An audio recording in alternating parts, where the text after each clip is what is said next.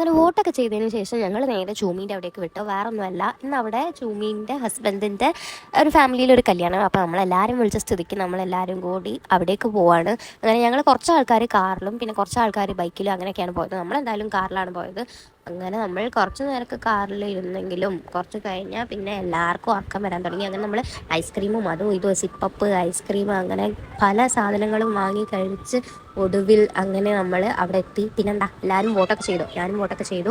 പിന്നെ നമ്മൾ അവിടെ എത്തിയതിന് ശേഷം പിന്നെ അവരുടെ കല്യാണ വീട്ടിലേക്ക് നമ്മൾ ജസ്റ്റ് ഒന്ന് അവിടെ കയറിയിട്ടൊന്ന് വരാനുള്ള രീതിക്ക് നമ്മൾ അവിടേക്ക് പോയി. നാട്ടും പുറത്തിലേക്ക് എത്തിയിട്ടുണ്ട്. നോക്കൂ,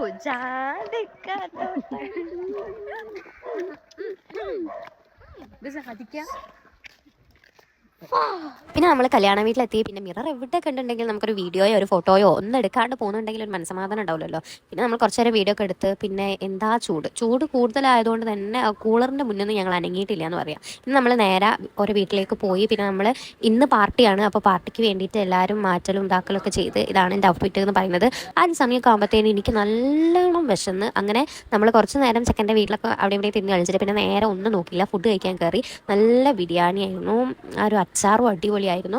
പിന്നെ കുറച്ച് സമയമൊക്കെ കഴിഞ്ഞപ്പോൾ കലാപരിപാടികൾ ആരംഭിച്ചു. അങ്ങനെ ഡാൻസായി, പാട്ടായി, അങ്ങനെ ഓരോന്നായി. പിന്നെ ഞങ്ങൾ ഒരു 12 മണിക്ക് ആയി തോന്നുന്നു, അപ്പോഴത്തേനും എത്തി, നേരെ വീട്ടിലെത്തി. അപ്പം അത്രയേ ഉള്ളൂ ഇന്നത്തെ ഡേ. കല്യാണം അടുത്ത വീഡിയോയിൽ ഇടാം.